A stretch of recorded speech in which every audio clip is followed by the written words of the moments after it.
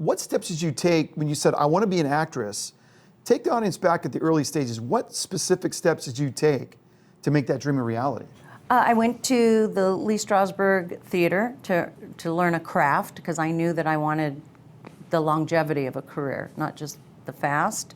I just had no idea how challenging the business is, the entertainment industry. And it definitely puts you in,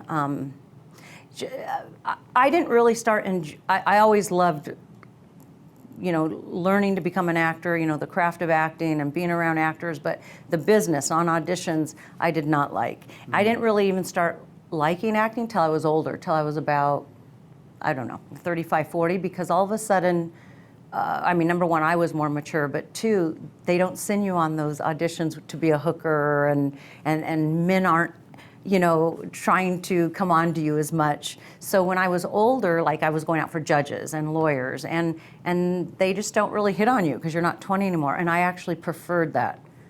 I enjoyed being an older actress much more than a younger actress. So I have a funny story. When I was in my other business, we were using a prop on the set of All My Children, and I met Cameron Matheson.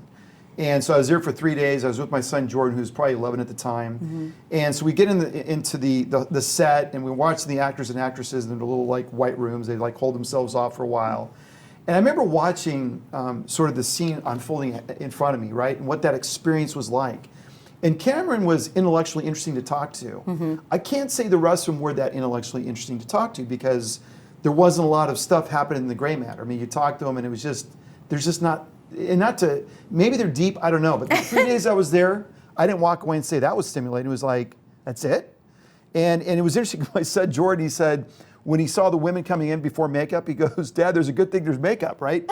Because they transform these women, right? So at a young age, he's starting to see this world, right? And it was just interesting that that experience of acting, they would be literally there for a 15-minute take and then they'd go home.